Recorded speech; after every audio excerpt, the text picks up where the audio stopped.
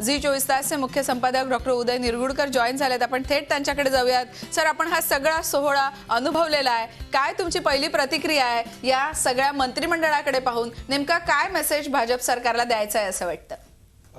सर्वात प्रथम तर जो आत्ताचा गोड क्षण आपण पाहिला त्याविषयी मला बोलायला आवडेल सुवर्णा। ते देवेंद्रला भेटल्यानंतर आज जवळपास 15-20 वर्ष मी देवेंद्रला अत्यंत जवळून पाहतोय।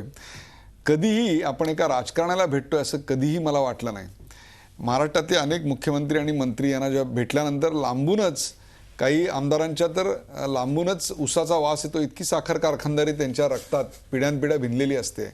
काही लोकांच्या मध्ये त्यांची जात भिनलेली असते, काही लोकांच्या मध्ये त्यांची मगरुरी भिनलेली असते। ती मैलभर लांब तुम्हाला त्याचा परिचय होऊ शकतो। परंतु देवेंद्र हे एक असं व्यक्तिमत्व की ज्याला आपण एक अतिशय सिंपल साधा सरळ माणूस की जो कुठेही द बॉय नेक्स्ट डोअर ज्याला आपण म्हणू अशा स्वरूपाची इमेज असलेला, सहज उपलब्ध असणारा असा ज्या दिवशी प्रदेशाध्यक्ष झाला त्यावेळेला पहिली मुलाखत झी 24 तासनी घेतलेली होती, मीच घेतली होती। आणि त्यावेळेला मी त्याला सांगितलं की आता मुंबईला जास्त राहणं होईल तेव्हा घरच्यांना काय सांगितलंयस? त्याने असं सांगितलं होतं की मी अमृताला म्हणजे त्यांच्या पत्नीला असं सांगितलेलं आहे की आता पुढची 2 वर्ष मला काही काउंट करू नका, मला पक्षाचं काम करण्याकरता जास्तीत जास्त वेळ घराच्या बाहेर राहावं लागेल, तेव्हा घराची जबाबदारी तुला घ्यावी लागेल। तेव्हा मी म्हटलं की वारंवार तुझे जे दौरे असतात त्याच्यामध्ये घराची जबाबदारी यापूर्वी देखील त्यांच्यावरच होती की? तेव्हा तो छानसा हसला होता।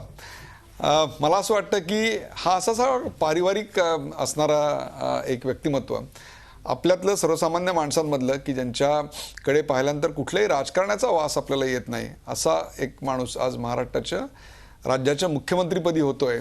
हा एक वेलकम चेंज आहे, कारण आत्तापर्यंत जे आम्ही पाहिले ते राजकीय तसं पाहिलं तर मोठ्या राजघराण्यातले किंवा मोठे मोठे कारखानदार आहेत, शिक्षण संस्था मालकीच्या आहेत, भूखंड त्यांच्या मालकीचे, कन्स्ट्रक्शनचे मोठे मोठे व्यवसाय आहेत, अनेक बिल्डरांशी संबंध आहेत, असे राजकारणी आम्ही पाहिले। परंतु सर्वसामान्य माणसाचं प्रतिनिधित्व असलेला, ज्याला आपण म्हणू की उच्च शिक्षित, प्रश्नांची अत्यंत बारकाईने जाण असणारा, प्रशासनावर एक प्रकारे नेमकं फायली कशा फिरतात याची पूर्ण जाणीव असलेला असा एक माणूस महाराष्ट्र राज्याच्या मुख्यमंत्रीपदी बसला। आणि त्याच्या आयुष्यातला हा एक अत्यंत भावूक क्षण आज आपण झी 24 तासवर दाखवू शकतोय। एक गाणं होतं आपल्याकडे, पापा कहते हैं बडा नाम करेगा।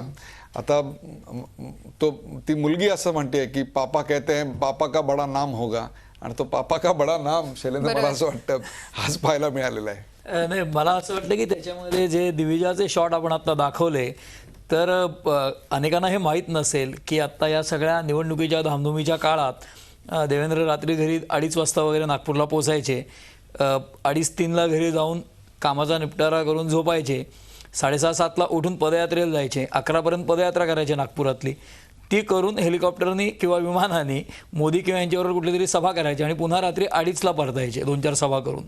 तर हा जो दिनक्रम होता त्याच्यामध्ये दिविजा त्यांना विचारत असे की बाबा तू सारखा मुंबईला का जातोस? त्यामुळे कदाचित त्यांनी अख्खा बेसच मुंबईला हलवला आहे आणि सगळेच आता मुंबईला येतील। आणि दुसरं म्हणजे देवेंद्र फडणवीस स्वतःच्या वडिलांविषयी मला सांगितलं होतं त्यांनी की माझ्या वडिलांचा जनसंपर्क इतका दांडगा होता गंगाधररावांचा की विदर्भात कुठेही गेलो तरी गंगाधरराव मला भेटले होते असं समोरचा माणूस सांगतो। तेव्हा देवेंद्रांना सारखं असं वाटायचं की आपल्या वडिलांचे 15-20 डमी होते की काय हां, असं ते स्वतः सांगतात। आणि तसं आता त्यांच्या मुलीने त्यांना विचारलं की बाबा तू टीव्हीवर दिसतोस आणि माझ्या शेजारी पण बसलास, असं कसं काय डबल रोल? तर आता तो दिविजाचा जो प्रश्न आहे तो तिला रोज पडणार आहे, कारण रोज बाबा तिला भेटणार आणि टीव्हीवर पण दिसणार आहे। बरोबर आहे। आणि म्हणूनच आपण पाहिलं दिविजा तेवढी समजूतदार पण आहे, म्हणजे 5 वर्षाची ही चिमुरडी। आपण तिचा जेव्हा इंटरव्ह्यू पाहिला तेव्हा बाबा वेळ देत नाही असं जेव्हा आपण तिला विचारलं तेव्हा ती म्हणाली त्याबद्दल काही तक्रार नाही, बाबा बाबाच्या कामात बिझी असतो आणि मी शाळेत बिझी असते। म्हणजे इतक्या कमी वयात जो काय समजूतदारपणा दिविजानं दाखवला आणि ही दृश्य आपण पाहिली त्यानिमित्तानं ही सगळी आठवण झाली। पण आपल्याला इतर जे महत्त्वाचे मुद्दे आहेत म्हणजे भाजपच्या या नव्या मंत्रिमंडळातनं भाजपला नेमका काय संदेश द्यायचा आहे किंवा या सगळ्याचे नेमकं कसे अर्थ लावले पाहिजेत या सगळ्याचं विश्लेषण आपल्याला करायचं आहे। पण त्यापूर्वी वेळ झाली एका छोट्याशा ब्रेकची।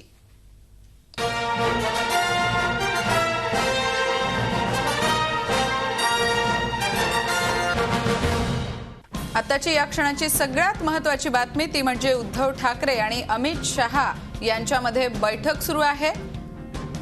अमित शहा यांनी उद्धव ठाकरे यांना समारंभासाठी उपस्थित राहण्याची विनंती केली होती दुपारी। त्यांच्या विनंतीला मान ठेवत उद्धव ठाकरे उपस्थितही राहिले आणि त्यानंतर आता उद्धव ठाकरे आणि अमित शहा यांची बैठक होतीये। आता या क्षणाची सगळ्यात महत्त्वाची ही बातमी म्हणायला हवी। या बैठकीतनं नेमकं काय निष्पन्न होतं हे पाहावं लागणार आहे. शिवसेना सरकारमध्ये मात्र सहभागी होण्याची शक्यता यामुळे अधिक स्पष्ट होताना दिसतेय. शिवसेनेच्या ज्या मागण्या होत्या त्या मागण्या भाजपनं मान्य केल्या नव्हत्या, मात्र त्यातनं काय तोडगा काढायचा यावर गेले कित्येक दिवस चर्चा सुरू आहे. या चर्चेला या बैठकीनंतर सकारात्मक स्वरूप आलेलं पाहायला मिळण्याची शक्यता अधिक वाटतेय. याच विषयावर प्रतिक्रिया जाणून घेण्यासाठी आपण जाऊयात आपले मुख्य संपादक डॉक्टर उदय निरगुडकर यांच्याकडे. सर, काय या बैठकीचं नेमकं फलित अपेक्षित आहे, कसं अनालिसिस कराल? या अल्पमतातल्या सरकारसाठी ही अत्यंत महत्त्वाची शुभचिन्ह आहे असं मी मानतो. याचं कारण अल्पमतातलं सरकार आणि बहुमतातलं सरकार याच्यामध्ये खूप मोठा फरक आहे आणि ते अल्पमतातलं सरकार बहुमताकडे जाण्याच्या दृष्टिकोनातनं आत्ता ही बैठक होणं ही अत्यंत गरज होती. पुढच्या 8 ते 10 दिवसामध्ये जेव्हा विश्वासदर्शक ठराव येईल त्यावेळेला अल्पमतातलं सरकार न पडण्याकरता म्हणून जी पळापळ करावी लागते ती पळापळ न करता सन्मानपूर्वक शिवसेनेने जर त्याला पाठिंबा दिला अथवा सत्तेत सहभागी झाले तर मला असं वाटतं एक अतिशय महत्त्वाचं ते पाऊल असेल. प्रचाराच्या वेळी बोललेली भाषा एकीकडे तर दुसरीकडे जो जनाधार, जो मॅन्डेट लोकांनी दिलेला आहे, जो निकाल जनतेने दिलेला आहे त्या निकालाचा एक प्रकारे सन्मान राखणं अत्यंत महत्त्वाचं होतं. याची जाणीव बहुधा दोन्ही पक्षाच्या नेत्यांना झाली आहे. वैयक्तिक अहमभाव एका बाजूला तर जनतेने दिलेला कौल दुसऱ्या बाजूला. यामध्ये जनतेने दिलेला कौल हाच शेवटी सर्वतोपरी असतो याची जाणीव यातनं झाली आणि भारतीय जनता पक्षासाठीच नव्हे तर शिवसेनेसाठी देखील ही अत्यंत महत्त्वाची आणि लक्षणीय डेव्हलपमेंट आहे. 15 वर्ष सत्तेच्या बाहेर असलेली शिवसेना एक प्रकारे सत्तेच्या परिघात येते ही त्यांच्या दृष्टीनं फार महत्त्वाची बाब आहे. बरोबर आहे. सत्तेबाहेर असलेल्या शिवसेनेला सत्तेत येण्याची संधी यामुळे उपलब्ध होऊ शकते. स्थिर सरकार मिळण्याच्या दृष्टीने हे खूप महत्त्वाचं आहे असं तुम्ही सांगताय उदय सर. सुधीर पाठक सुद्धा आहेत आपल्या सोबत. आपण पाठक सरांकडे जाऊयात. सर, काय प्रतिक्रिया तुमची असणार आहे? कारण कित्येक दिवस शिवसेना भाजपमध्ये बैठकांचा सिलसिला सुरू होता पण फलित असं काही निष्पन्न होताना दिसत नव्हतं. आज मात्र एक प्रकारे या शपथविधी समारंभाला ठाकरेंनी उपस्थिती लावली आणि आता ही बैठक होतीये. शुभचिन्हाची ही सुरुवात म्हणायची का? निश्चितपणे. कारण ज्या पद्धतीने अमित शहा आणि अरुण जेटली यांनी सकाळी उद्धव ठाकरे यांना फोन केला आणि या शपथविधी समारंभाला आपण अवश्य या अशी विनंती केली, त्यातनं हे सगळं प्रकरण लक्षात येतं की किती सहजतेने यांना जवळ घ्यायची इच्छा आहे. कारण स्वतः मुख्यमंत्री देवेंद्र फडणवीस यांनीही 2दा त्यांना फोन केला आणि या शपथविधीला तुम्ही हजर राहा असं सांगितलं. म्हणजे एक सन्मान देणं वगैरे हा भाग तर निश्चित आहे. पण हे करत असताना भाजपला एक हे दाखवायचं होतं की आमचं भाजपचं सरकार आणि त्यातला पहिला हा शपथविधी राहणार आहे आणि म्हणून आजच्या शपथविधीमध्ये भाजपा वगळता अन्य कोणत्याही पक्षाचा, म्हणजे अगदी महायुतीमध्ये आठवल्यांचा रिपाई होता, स्वाभिमानी शेतकरी संघटना होती, जानकरांचा पक्ष होता, पण ह्या कोणालाही न घेता फक्त भाजपाच्या मंडळींचा हा समावेश करून आणि भाजपाचं हे शपथविधी झालं. हे शपथसाठी जी एक मुत्सद्देगिरी पाहिजे ती सगळ्यांनी वापरली आहे असं लक्षात येतं. स्वतः अमित शहांचं त्यांच्याबरोबर बोलण्यानी जे काही रागलोभ असतील, जे काही मान अपमानाची एक भावना मध्यंतरी होती ती निश्चितपणे निघून जाईल असं आपल्याला मानायला पाहिजे. दुसरं मला एक ह्या शपथविधीचं वैशिष्ट्य वाटतं की माजी मुख्यमंत्री, आता राष्ट्रपती राजवट असल्यामुळे मावळते आपल्याला नाही म्हणता येणार, पण माजी मुख्यमंत्री पृथ्वीराज चव्हाण यांना आवर्जून ह्या शपथविधीला बोलावलं होतं. ते उपस्थित राहिले.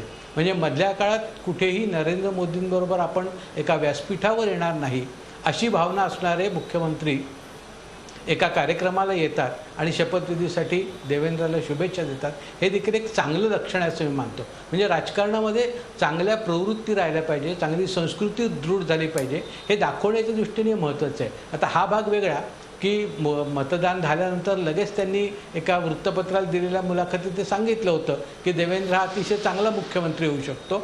पण अशा रीतीने ॲप्रिसिएशन करणं, म्हणजे विरोधी पक्षात असला किंवा आपल्याबरोबर नसला तरी चांगल्या माणसांचं कौतुक करणं आणि त्याच्यापासून काहीतरी चांगलं स्वीकारणं ही जी एक वृत्ती असते. आणि त्याला असं आपण म्हणू की मधुकर वृत्तीने असं भ्रमर एका ठिकाणून एखाद्या फुलातनं मत घेतो दुसरीकडे जातो, तशीच काहीशी वृत्ती ही देवेंद्रनी आणि भाजपनी यावेळेला दाखवली आहे. आणि विशेषतः मला असं वाटलं की माझे मुख्यमंत्र्यांनी येण्यामुळे त्या कार्यक्रमाला एक सगळ्यांना आपण बरोबर घेऊन चालणार आहोत. विरोधक असले तरी बरोबर, त्यांची या देशाला गरज आहे हे सांगण्याचा प्रयत्न याच्यामधून निश्चितपणे केला गेला असेल. विशेषतः नरेंद्र मोदींनी आवर्जून सांगितलं होतं की राजकारणामध्ये असताना भांडणं ठीक आहे, आपण मतदानासाठी जात असताना वेगवेगळे आरोप प्रत्यारोप करणं हे वेगळे आहे, पण त्याच्यानंतर ज्यावेळेला आपण सत्तेत येतो त्यावेळेला हे सरकार सगळ्यांना मिळून देश पुढे न्यायचा असतो. तर तोच संदेश देवेंद्रांनी या पद्धतीने दिलेला आहे की आपल्या सगळ्यांना मिळून महाराष्ट्राला प्रगतीपथावर न्यायचं आहे, महाराष्ट्राला देशामधलं नंबर 1च राज्य करायचं आहे, याचा हा संकेत आहे असं मला वाटतं. बरोबर आहे. स्थिर सरकारसाठी शिवसेनेची सोबत महत्त्वाची आहे, पण त्याचबरोबर जी राजकीय मुत्सद्देगिरी लागते ती सुद्धा या निमित्तानं पाहायला मिळाली असं सुधीर पाठक यांनी सांगितलं. सतीश कामत आणि शैलेंद्र परांजपे हे सुद्धा आपल्या सोबत आहेत, त्यांच्याशी सुद्धा आपण ही चर्चा अशीच सुरू ठेवणार आहोत आणि अनेक महत्त्वाच्या बातम्या जाणून घेणार आहोत. पण आता वेळ झाली आहे एका छोट्याशा ब्रेकची.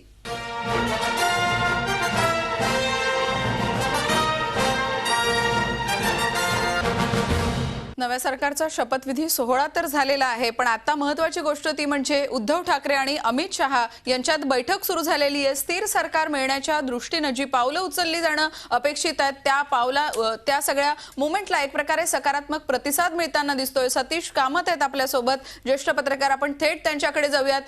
सर, गेले कित्येक दिवस शिवसेना भाजपची बोलणी सुरू होती, पण नेमकं निष्पन्न काही होत नव्हतं. आज उद्धव ठाकरेंनी नाराजगी व्यक्त करत का असेना पण नंतर कार्यक्रमाला उपस्थिती लावली आणि आता ही बैठक होतीये. स्थिर सरकारच्या दृष्टीने ही बैठक किती महत्त्वाची म्हणायची आणि शिवसेनेच्या पदरात नेमकं या बैठकीनंतर काय पडेल असं आपल्याला वाटतं? सुवर्ण, मगाशी म्हणाले ते अगदी बरोबर आहे की या नवीन सरकारच्या स्थैर्याच्या दृष्टीने ही बैठक आणि पुढे होणाऱ्या घटना फार महत्त्वाच्या आहेत. कारण अल्पमतातलं सरकार हे केव्हाही चालवणं अवघडच असतं. जरी आता 2 वर्ष का होईना कोणालाही निवडणूक नको असली तरीसुद्धा अशा प्रकारचं सरकार किंवा कुबड्यांवर चाललेलं सरकार किंवा राष्ट्रवादीसारख्या बेभरवशी पक्षाच्या पाठिंब्यावरचं सरकार हे कधीच स्थिर सरकार असू शकत नव्हतं. आणि त्यामुळे ही बैठकी खूप महत्त्वाची आहे त्या दृष्टीने, या सरकारच्या स्थैर्याच्या दृष्टीने.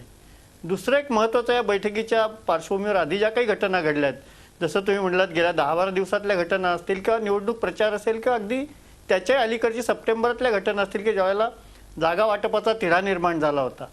या सगळ्याचं मूळ होतं की थोरला भाऊ कोण. मला वाटतं ही सगळी निवडणूक निकाल आणि ते आजच्या शपथविधीच्या कार्यक्रमापर्यंत जे काही प्रसंग आहेत, ज्या घटना आहेत, या सगळ्या घटनांमधनं थोरला भाऊ कोण हे सिद्ध झालेलं आहे. आणि आता तो प्रश्न मिटलेला असल्यामुळे जो मूळ मुद्दा होता, जो शिवसेनेला असं वाटत होतं कल्पनेत की आपण अजून थोरला भाऊ आहोत, ते थोरला भाऊ राजकीयदृष्ट्या राहिलेले नाही आहेत हे आजच्या घटनेपर्यंत भाजपने त्यांना दाखवून दिलं आहे. त्यांना त्यांच्या पद्धतीने त्यांच्या अटींवरती त्यांची नाराजी दूर केलेली आणि त्या पद्धतीने इथे यायला लावलेलं आहे. माझ्या दृष्टीने भाजपच्या राजकीय जी काही वाटचाल आहे, ज्या तऱ्हेने राजकीय हाताळणी आहे, ती अतिशय परिपक्वतेची हाताळणी या सगळ्या वाटचालीतनं दिसते. आणि त्यातून ते आपण थोरला भाऊ आहोत हेही शिवसेनेला बजावलेलं आहे. आणि त्याचबरोबर तुम्हाला बरोबर घेण्याची आमची इच्छा आहे. तुमची जर त्या पद्धतीने येण्याची इच्छा असेल तर आम्ही तुम्हाला बरोबर घेऊ इच्छितो, हेही वेळोवेळी जाणीव दिले. आता ही बैठक चालू आहे, ही सतीश कामतांचा आवाज गेलाय पण तांत्रिक कारणामुळे येत नाही. आपण ज्याप्रमाणे म्हणाले की भाजप हा थोरला भाऊ आहे हे आता शिवसेनेनं मनातनं स्वीकारलं पाहिजे आणि ते स्वीकारलं तरच पुढची बोलणी ही सुकर होऊ शकणार आहे. शैलेंद्र परांजपे सुद्धा आहेत आपल्यासोबत, आपण त्यांच्याकडे जाऊयात. सर, आपण पाहिलं की विधानसभेत मिळालेलं यश आणि त्यानंतरची भाजपनं घेतलेली काहीशी कठोर भूमिका हे पाहता आता शिवसेनेला भाजप आपला थोरला भाऊ आहे हे स्वीकारण्याशिवाय काही गत्यंतर नाहीये आणि त्याच दृष्टिकोनातून पुढची बोलणी होतील अशी परिस्थिती दिसते. तर त्याचं कारण असं आहे की शिवसेनेने सुरुवातीला 95चा फॉर्म्युला समोर ठेवला होता की ज्याच्यामध्ये 50-50% मंत्रिपदं वाटून घ्यावीत. आता 50-50% वाटून घ्यायची तर तोटा भाजपचा आहे, कारण मुळामध्ये प्रीपोल अलायन्स नाही, निवडणूक पूर्व युती नाही, त्यामुळे 95ची परिस्थिती आज नाही. आणि जसं कामत म्हणाले त्याप्रमाणे मोठा भाऊ आम्ही आहोत हे भाजपने ऑलरेडी सिद्ध केलं आहे, लोकांनी सिद्ध केलं आहे की आज भाजप 100 जास्त आहेत आमदार भाजपचे शिवसेनेपेक्षा. त्यामुळे आता ते 95ची अट ऐकणं शक्यच नाही. त्यामुळे भाजपने जो फॉर्म्युला समोर ठेवला तो दोनास एक म्हणजे आम्ही तुमच्या दुप्पट आहोत.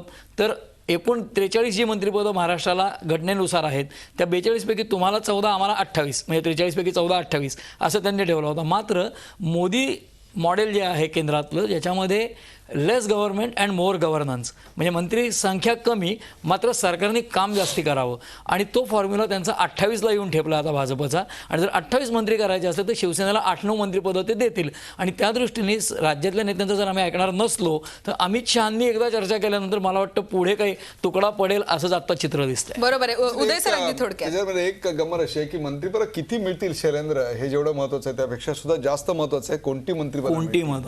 आणि त्याच्यामध्ये जी खाती अत्यंत महत्वाची मानली जातात, मग ते अर्थ असेल, गृह खातं असेल, PWD असेल, ऊर्जा असेल आत्ताच्या या क्षणाला, ही खाती नेमकी कोणाकडे जात आहेत, म्हणजे शिवसेनेला या सहकार्याबद्दल नेमकं काय मिळतंय हे सुद्धा अत्यंत महत्त्वाचं असणार आहे की ज्याच्यावरनं कदाचित एक तर आता नक्की झालं की ज्या मुख्यमंत्री पदासाठीची वारंवार विधानं केली जात होती ते मुख्यमंत्री पद तर आता 100% दुसऱ्या कोणाकडे नाही, परंतु अत्यंत महत्त्वाची चांगली खाती जिथे शिवसेनेच्या आमदारांना स्वतःचा हुनर, स्वतःची कर्तृत्व दाखवायची संधी निश्चितच मिळू शकते, अशा प्रकारची खाती त्यांच्या वाट्याला निश्चित काही येऊ शकतात. हां, पण कसं आहे की आपण आज स्टुडिओ डिस्कशनमध्ये हे बोलतो किंवा उद्या परिस्थिती बदलल्यावर वेगळं बोलत असतो, मात्र या सगळ्याचा विचार या मंडळींनी आधी केलेला असतो. जणू काही सिम्युलेटेड पद्धतीने करतात ना, तसं या सगळ्या परिस्थितींचा विचार केलेला असतो. तेव्हा शिवसेना उद्या सरकारमध्ये आली तर कुठली प्लम पोर्टफोलिओज किंवा महत्त्वाची खाती द्यायची हेही कदाचित ठरलेलं असू शकतं आणि तीच बोलणी कदाचित होतील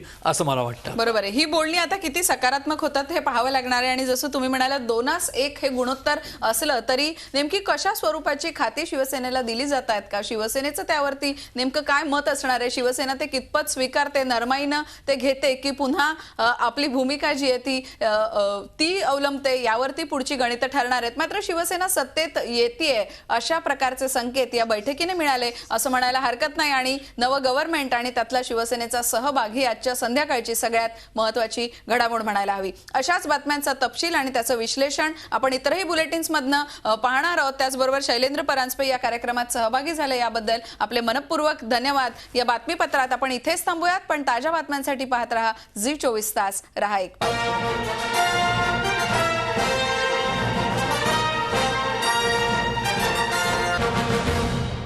या चर्चेमध्ये आपलं स्वागत. महाराष्ट्राचा रणसंग्राम आता एका अशा टप्प्यापर्यंत पोहोचलाय की आज शपथविधी झालेला आहे, महाराष्ट्राला नवा मुख्यमंत्री मिळालेला आहे. आपण या सगळ्यावरती चर्चा करणार आहोत. आपल्याबरोबर ज्येष्ठ राजकीय विश्लेषक सतीश कामत सर आहेत, सुधीर पाठक सर आहेत आणि इथं माझ्याबरोबर स्टुडिओमध्ये झी24 तासचे मुख्य संपादक डॉक्टर उदय निरगुडकर. उदय सर, आपलंही स्वागत, सगळ्या मान्यवरांचं स्वागत. आणि या आजच्या या सगळ्या कार्यक्रमाची चर्चा आता पुढले काही दिवस तरी सर्वसामान्य जनतेच्या मनामध्ये असणार आहे. उदय सर, एक मला प्रश्न विचारावा वाटतो की ज्या पद्धतीनं कुठेतरी आपण सर्वसामान्य माणसांमध्ये फिरताना आपल्याला पाहायला मिळतं की नरेंद्र मोदींच्या सरकार देशामध्ये आल्यानंतर लोकांमध्ये आतून कुठेतरी एक वेगळी अशी भावना आहे की आपण होऊ शकतं, म्हणजे जसा नेता बोलतो की हम कर सकते हैं, आपल्याला ही गोष्ट करायची आहे, प्रत्येक गोष्टीमध्ये लोकांना कुठेतरी थोडासा उत्साह वाटतोय. तसा उत्साह देवेंद्र फडणवीस हे नवं कोरं नेतृत्व महाराष्ट्राला मिळालंय. हा माणूस उत्तम माणूस आहे, चांगला राजकारणी आहे, सर्वसामान्य माणूस आहे. देवेंद्र फडणवीसांमुळे असं महाराष्ट्रात घडेल का? पहिली गोष्ट म्हणजे देवेंद्र फडणवीस हे ज्याला प्युअर राजकारणी, पॉलिटिकल अर्थाने आपण म्हणतो, महाराष्ट्रामध्ये जे आपण राजकारणी पाहत आले की राजकारणाचा जो साधारणतः आपल्याकडे बायोडाटा असतो, त्याच्याबरोबर लवाजमा असतो, तामझाम असतो, त्याच्या संस्था असतात, त्याच्या सहकारी साखर कारखाने असतात, त्याचे आणखीन काय सूतगिरण्या असतात, अशा प्रकारचा कुठलाही बायोडाटा देवेंद्र फडणवीस यांचा एकतर नाही.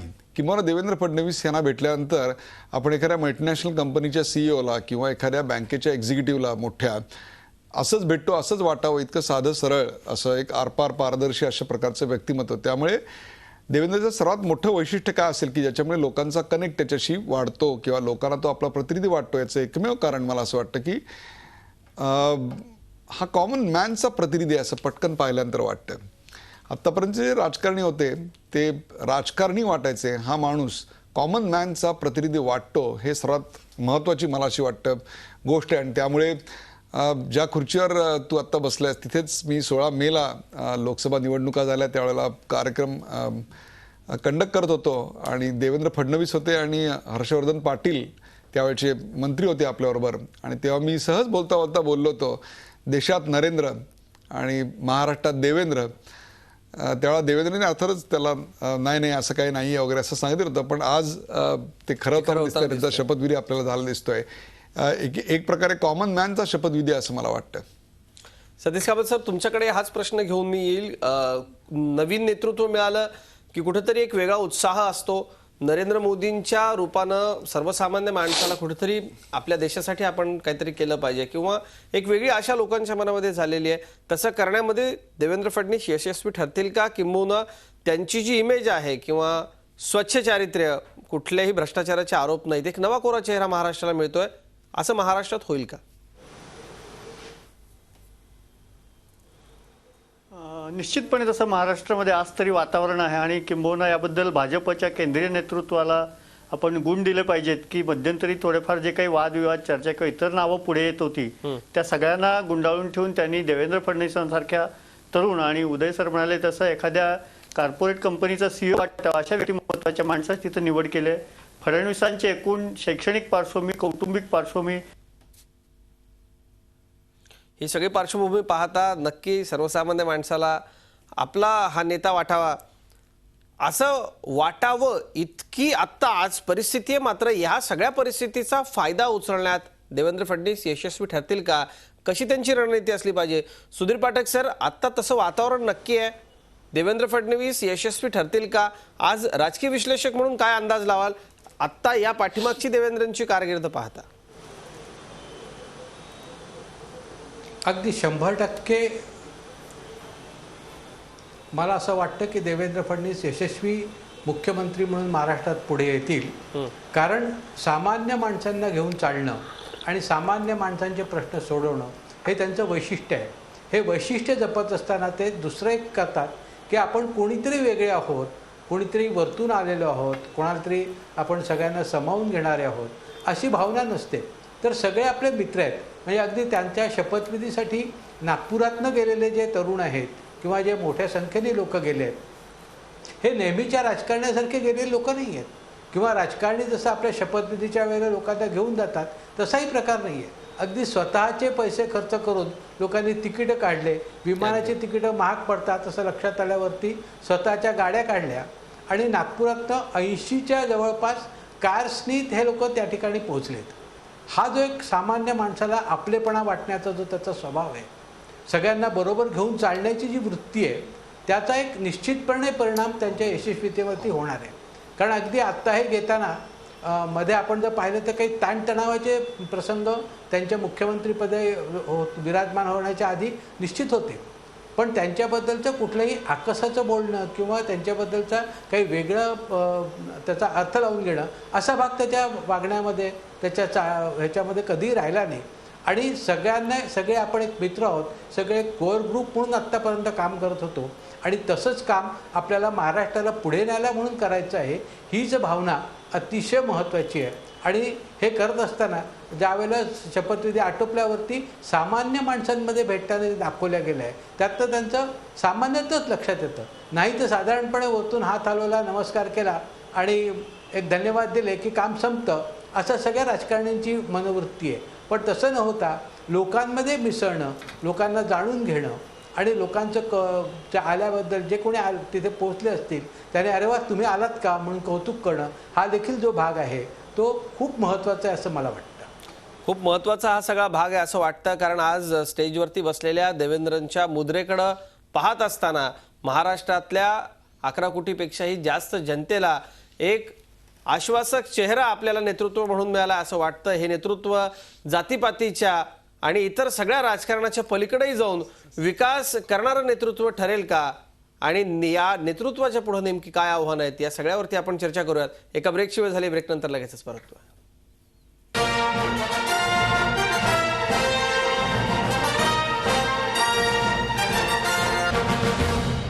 पुन्हा एकदा स्वागत आहे चर्चेमध्ये. आपल्याबरोबर सतीश कामत सर आहेत. कामत सर, मी आपल्याकडे येतो. मगाशी आपण बोलताना मुद्दा आपला अर्धवट राहिला आणि प्रश्न आपला होता तो म्हणजे जसं नरेंद्र मोदी देशात नेतृत्व त्यांचं उदयाला आल्यानंतर एक प्रकारचा उत्साह लोकांमध्ये आपल्याला दिसून आला, तसा बदल, तसा उत्साह महाराष्ट्रात देवेंद्र फडणवीस हे नवं कोरं नेतृत्व महाराष्ट्राला मिळाल्यानंतर जनतेमध्ये दिसेल का?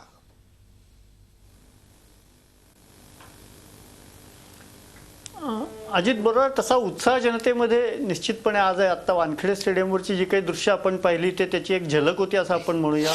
राज्यातही या सरकारकडून खूप मोठ्या अपेक्षा आहेत. विशेषतः गेल्या 15 वर्षामध्ये राज्याचा कारभार ज्या तऱ्हेने झाला त्यामधले भ्रष्टाचाराचे मुद्दे असतील, अकार्यक्षमतेचे मुद्दे असतील, तथाकथित धोरण लकव्याचे मुद्दे असतील, या सगळ्या पार्श्वभूमीवर या सरकारकडनं खूप मोठ्या अपेक्षा आहेत आणि त्या अपेक्षांचं ओझं एक प्रकारे फडणवीसांवर आणि त्यांच्या सगळ्या सहकाऱ्यांवर राहणार आहे. आणि हे ओझं ते कसं पेलू शकतात हे केवळ त्यांना पुढल्या काही महिन्यातल्या याच्यावरून आपण अंदाज नाही बांधू शकणार. त्यांना किमान 1 वर्ष 2 वर्ष दिल्यानंतर आपण असं म्हणू शकू की खरोखर हे जनतेच्या ज्या काही आशा आकांक्षा आहेत, अपेक्षा आहेत, त्याच्या दिशेने या सरकारची वाटचाल तरी चाललेली आहे का, आणि म्हणून त्यांना तेवढा अवधी आपल्याला देण्याची गरज आहे. आज केवळ सुरुवात आहे, आज केवळ शपथविधी झालेला आहे, अजून मंत्रिमंडळ विस्तार व्हायचा आहे, अजून शिवसेनेची त्यातली भूमिका ठरायची आहे, इतर गोष्टी काही ठरायच्या आहेत राजकीय पातळीवरच्या, आणि मग प्रशासकीय पातळीवरच्या योजना, घटना, आपल्या देशाची, आपल्या राज्याची असलेली परिस्थिती, केंद्र राज्य संबंध, या सगळ्या गोष्टीचा त्यांचं सगळं व्यक्तिमत्व आणि त्यांच्या सगळ्या बाबी या खूप आकर्षक आहेत, खूप विश्वास वाटावा, आश्वासक वाटाव्यात अशा निश्चितपणे आहेत. पण तेवढ्यावर आता झालं, आपण कोणाला तरी खांद्यावर मान ठेवली, आता आपल्याला झोपायला हरकत नाही असं जनतेने विचार करून चालणार नाही. फडणवीसांची वाटचाल तशी सोपी असं मला निश्चितपणे वाटत नाही, कारण ही सगळ्या कसरती आहेत. आणि सुदैवाने त्यांच्या बाजूने एक फार मोठी बाजू आहे की शिवसेनेच्या संदर्भातली जी काही भूमिका ठरायची होती ती सगळी ठरून गेलेली आहे. म्हणजे यापूर्वी 1995 मध्ये युतीचं जे सरकार आलं होतं तीही 5 वर्ष आपण पाहिलेली आहेत. त्यावेळेला मातोश्री आणि वर्षा अशी 2 सत्ता केंद्र होती आणि त्या सत्ता केंद्रांमध्ये संघर्ष एक प्रकारचा चाललेला आहे, आपण अनुभवलेला आहे. त्या पार्श्वभूमीवरती फडणवीसांचे कार्यपद्धत आणि कामकाज हे सुलभ असेल अशी आशा आहे. पण तरीसुद्धा त्यांना त्यांचे जे कोणी सहयोगी आहेत या सहयोगींना बरोबर घेऊन काम करायचं आहे. आणि त्याचबरोबर हा जो बॅकलॉग आहे मोठा कार्यक्षमतेच्या संदर्भातला, योजनांच्या अंमलबजावणीच्या संदर्भातला, हा बॅकलॉग भरून काढायचा आहे. जनतेच्या अपेक्षा खूप असतात आणि त्याचबरोबर जनता त्या संदर्भामध्ये वेळ द्यायला फार तयार नसते, याचंही भान त्यांना ठेवावं लागेल. कारण अनेकदा जनतेला केवळ पी हळद आणि हो गोरी अशा तऱ्हेचे परिणाम हवे असतात जे राजकारणामध्ये, समाजकारणामध्ये, प्रशासनामध्ये शक्य नसतात. आणि याचं भान ठेवून फडणवीसांना केवळ आकर्षक किंवा ज्याला आपण लोकप्रिय सवंग घोषणा करून चालणार नाही, तर त्या दृष्टीने ठोस अंमलबजावणी करावी लागेल. ठोस अंमलबजावणी करावी लागेल असं म्हणतात सतीश कामत सर. पण ही ठोस अंमलबजावणी करण्याकरता केंद्राप्रमाणे राज्यामध्ये छोटेखानी कॅबिनेट असावी, ती असली तर ती प्रभावी ठरेल का, या मुद्द्यावरती या तीनही मान्यवरांची आणखी आपण चर्चा करणार आहोत, बोलणार आहोत. एक छोटासा ब्रेक घेतोय, लगेचच परत.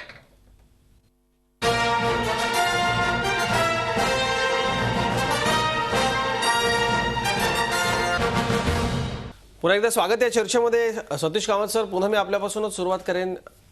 छोटेखानी कॅबिनेट जशी केंद्रामध्ये मोदींनी ठेवली तशीच महाराष्ट्रात राहिली तर या छोटेखानी कॅबिनेटनं प्रभावीपणे काम करता येईल का, हे प्रभावी ठरेल का महाराष्ट्रामध्ये, काय वाटतं आपल्याला?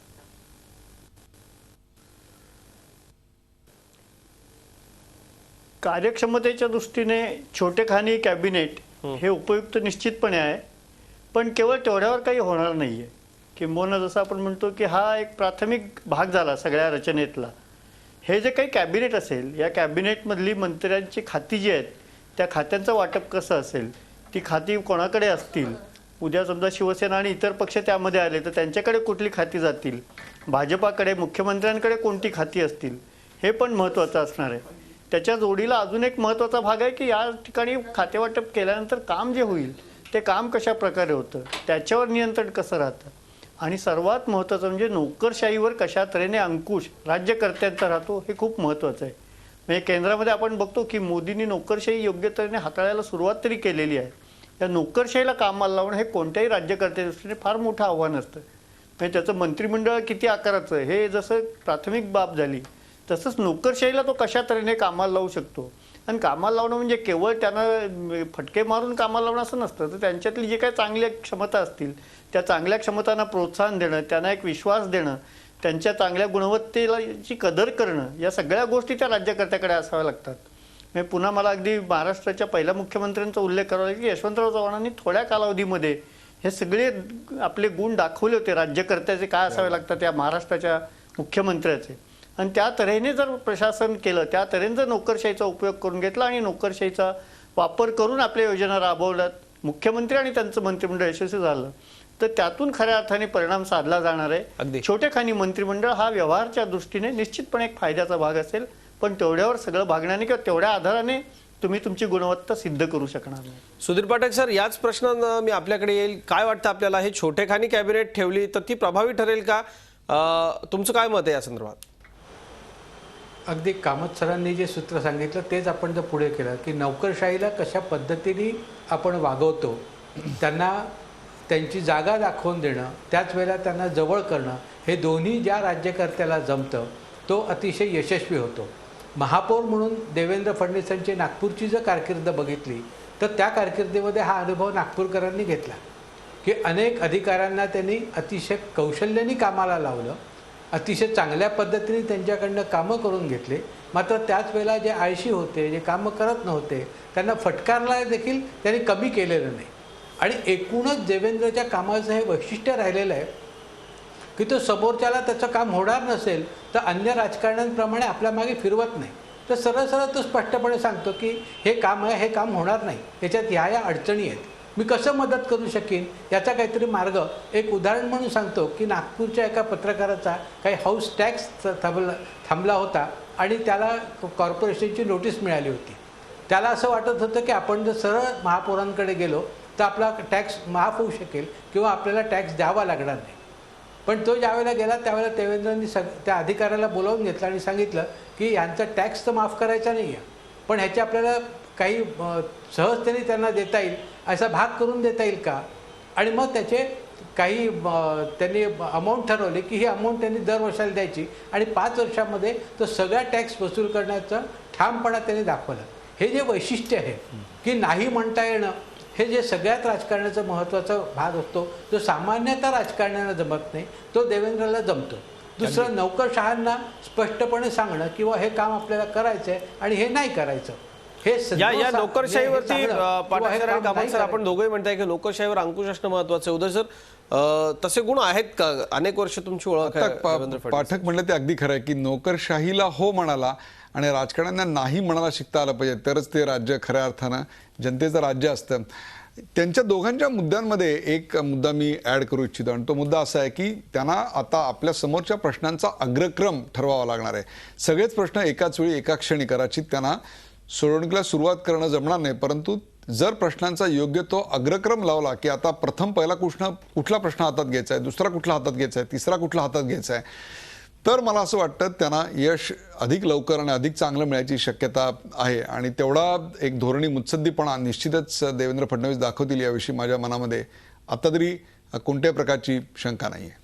प्रश्नांचा क्रम लावणं म्हणजे कुठले प्रश्न आपल्याला आधी सोडवायचे ते लावल्याशिवाय तशी पटापट प्रगती करता येणार नाही असं म्हणतात डॉक्टर उदय निरगुडकर. पण आव्हानं महत्त्वाची आजच्या घडीला महाराष्ट्रासमोरची आणि नव्या मुख्यमंत्र्यांसमोरची, त्यावरही बोलूयात. महत्त्वाचा विषय. एक छोटासा ब्रेक घेतोय, लगेचच परतो.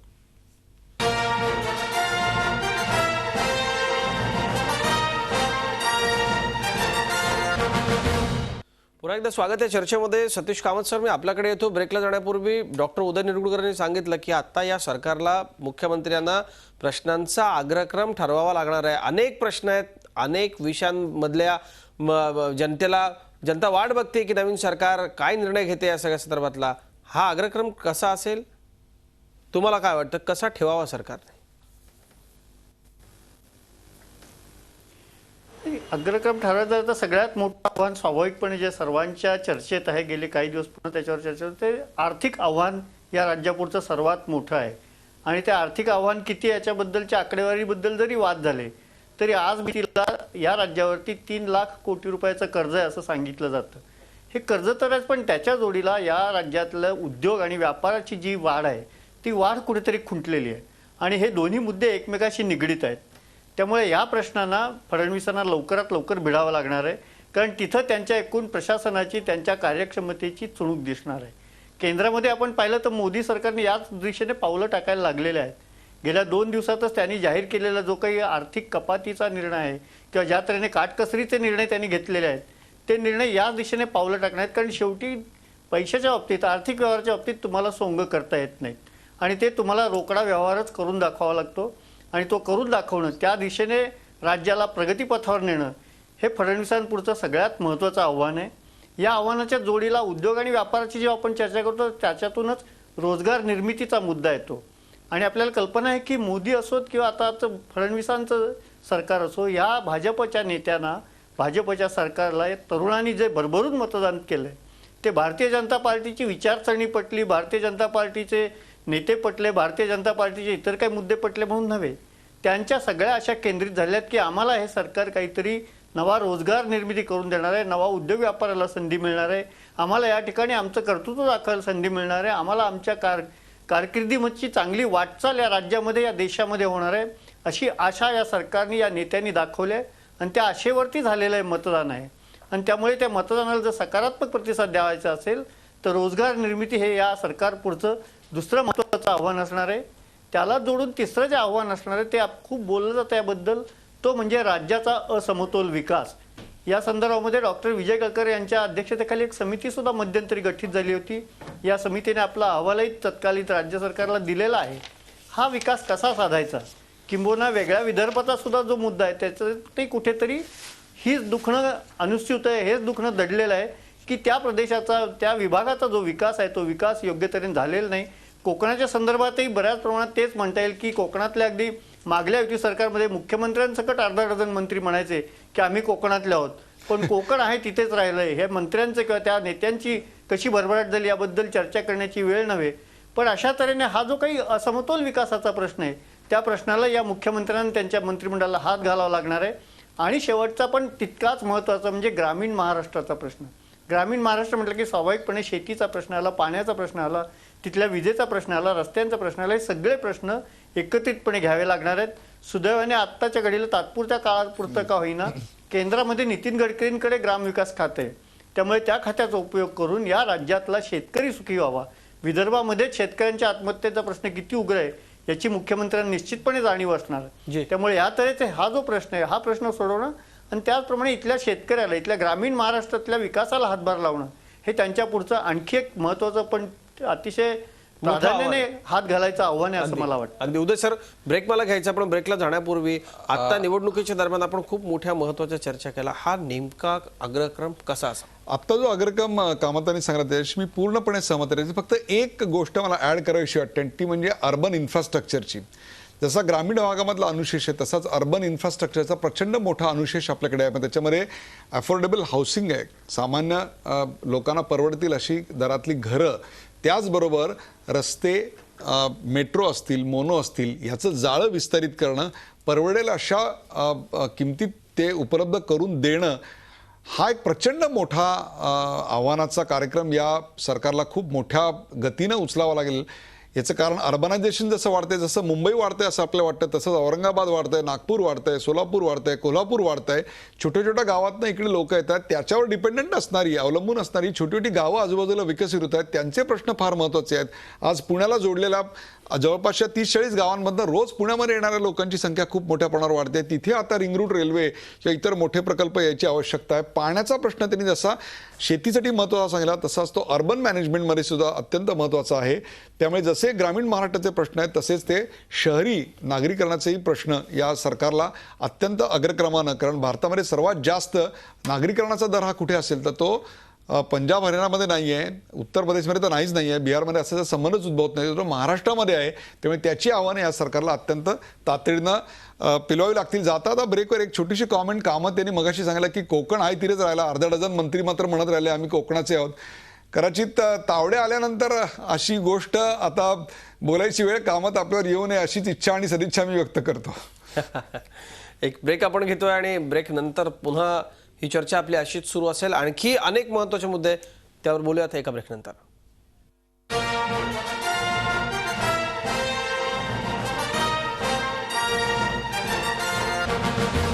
पुन्हा एकदा स्वागत आणि आपल्याबरोबर सुधीर पाठक सर आहेत. सुधीर पाठक सर, मी आपल्याकडे येतो. प्रश्न तोच आहे ब्रेकला जाण्यापूर्वी ज्याच्यावर आपण चर्चा करत होतो. डॉक्टर उदय निरगुडकर यांनी जो मुद्दा मांडला की अग्रक्रम सरकारला ठरवावा लागेल, काय तुमच्या मनामध्ये, काय कसा नेमका सरकारचा हा अग्रक्रम असावा? अगदी आत्तापर्यंत जी चर्चा झाली, जे अर्थकारणाचे प्रश्न आलेत, तो निश्चितपणे भाग आहे. पण मला स्वतःला असं वाटतं की सामान्य माणसाला हे आपलं सरकार आहे आणि आपले अग्रक्रम कसे हे लोक निवड बाजूला करतात आणि त्याचा निपटारा होतो, हा लोकांना महत्त्वाचा वाटणारा भाग आहे. अगदी कायदा सुव्यवस्थेची परिस्थिती ही देखील अतिशय गंभीर आहे. म्हणजे डॉक्टर नरेंद्र दाभोळकर सारख्याची हत्या होऊन अजूनही त्याचा मारेकरी सापडत नाहीत, किंवा नगर जिल्ह्यातली जी घटना आहे, या सगळ्या घटनांना स्पर्श करणारा आणि सामान्य माणसाच्या मनात एक विश्वास निर्माण करण्याचा भाग हा पहिल्यांदा देवेंद्रला निर्माण करावा लागेल. आर्थिक प्रश्न वगैरे तर आहेत, त्याच्यासाठी मिळणारा काळही मोठा आहे, पण सामान्य माणसाच्या कायदा सुव्यवस्थेच्या प्रश्नासाठी इतका वेळ मिळणार नाही. हा खूप महत्त्वाचा मुद्दा सर आपण मांडलाय. माझ्याकडे वेळ अगदी थोडा राहिलाय, पण आव्हानांचा ऐरावत आहे. रात्री चर्चा आपण करणार आहोत या सगळ्या आव्हानांच्या ऐरावताविषयी. मला असं वाटतं की आता सुधीर पाठकांचा मुद्दा अत्यंत बरोबर आहे की लोकांना हे शासन आपलं वाटलं पाहिजे, आणि त्याकरता कुठेतरी लोकाभिमुख प्रशासनाची सवय आता या अधिकाऱ्यांना पुन्हा एकदा लावावी लागेल. माहिती तंत्रज्ञानाचा वापर जेवढा जास्तीत जास्त केला जाईल तेवढं प्रशासन पारदर्शी आणि गतिमान व्हायला अत्यंत मदत होईल. अनेक राज्यांनी या संदर्भामध्ये खूप चांगली कामं केली आहेत, त्यात भारतीय जनता पक्षाची जी सरकार आहे. आणखी घ्यायचं आणि ब्रेक नंतर वानखेडे स्टेडियमच्या बाहेर आपण जाणार आहोत. आमचे प्रतिनिधी त्या ठिकाणी आहेत आणि काय नेमकी शपथविधीनंतर सर्वसामान्यांची प्रतिक्रिया होते ते आपण पाहणार आहोत. एक छोटासा ब्रेक लगेचच परत.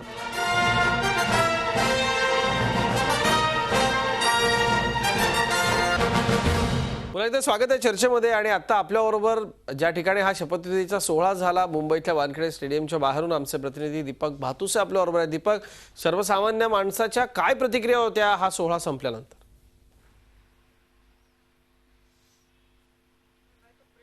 अजित, प्रामुख्याने महाराष्ट्राच्या इतिहासात प्रथमच अशा प्रकारे भव्य दिव्य शपथविधी सोहळा, शाही अशा पद्धतीचा शपथविधी सोहळा पार पडत होता महाराष्ट्रामध्ये. आणि या सोहळ्यासाठी जी जनता जमली होती, साधारणतः आपण जर वानखेडे स्टेडियमची कॅपॅसिटी बघितली तर 30,000ची कॅपॅसिटी आहे, परंतु 25,000 पासेस वितरित करण्यात आले होते सामान्य लोकांसाठी आणि भाजपच्या कार्यकर्त्यांसाठी. तर VIP जे होते ते 5,000च्या संख्येत होते. आणि पूर्ण हा जो स्टँड आहे, जे प्रेक्षक गॅलरी आहे वानखेडे स्टेडियम मधल्या, ती प्रेक्षक गॅलरी पूर्णपणे फुल होती. त्याशिवाय VIP जे होते तिथे सुद्धा लोकांना बसायला जागा नव्हती. एवढा उत्स्फूर्त प्रतिसाद या शपथविधी सोहळ्याला मिळाला असं म्हणावं लागेल. आणि प्रत्येक वेळेला जेव्हा मंत्री शपथ घेण्यासाठी उठत होते त्यावेळेला प्रेक्षकांमधून प्रचंड उत्साहाने घोषणा दिल्या जात होत्या. प्रामुख्याने सुरुवातीला जेव्हा मुख्यमंत्री म्हणून देवेंद्र फडणवीस यांनी शपथ घेतली त्यावेळेला पूर्ण स्टेडियममध्ये आपण जेव्हा क्रिकेट बघतो, क्रिकेटची मॅच बघतो स्टेडियममध्ये, त्यावेळेला जसा माहोल असतो तसा माहोल आज शपथविधी सोहळ्याला वानखेडे स्टेडियमवर बघायला मिळाला. आज फक्त मैदानात खेळाडू नव्हते तर राजकारणी होते, आणि राजकारणी भाजपचे नेते शपथ घेत होते आणि प्रेक्षक स्टेडियमच्या गॅलरीमध्ये बसून घोषणा देत होते. अजित, सर्वसामान्य जी जनता होती, विशेषतः नागपूरहून आलेले लोक, संपल्यानंतर हा सोहळा काय त्यांच्या प्रतिक्रिया होत्या?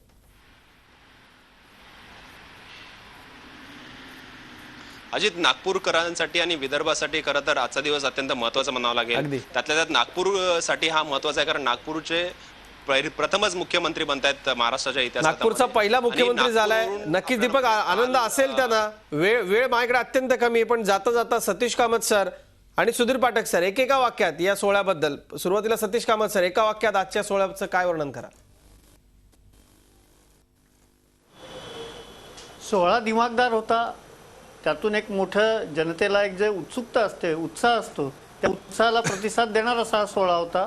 एक आश्वासक असं नेतृत्व या राज्याला लाभलंय असं या सोहळ्यातनं त्यांना दिमागदार सोहळा होता असं तुमचं म्हणणं. सुधीर पाठक सर, एका वाक्यात हा सोहळा कसा होता? सर्वसमावेशक आणि दिमागदार शाही सोहळा असंच त्याचं वर्णन करावं लागेल. अगदी. उदय सर, वेळ संपत आली आहे. जाता जाता या सोहळ्याचं एका वाक्यात वर्णन कसं करा? एका वाक्यात मी असं सांगेन की देवेंद्र युगाची सुरुवात झाली. क्या बात आहे. या चर्चेमध्ये आपण सगळे मान्यवर सहभागी झालात आणि या देवेंद्र युगासमोरची सगळी आव्हानं नेमकी काय असतील त्या संदर्भामध्ये आपण चर्चा केली. हे सरकार, हा मुख्यमंत्री महाराष्ट्राला लाभदायी ठरो याच सदिच्छा आपण सगळे एकमेकांना देऊयात. आपण सगळे आलात, पुन्हा एकदा धन्यवाद. नमस्कार.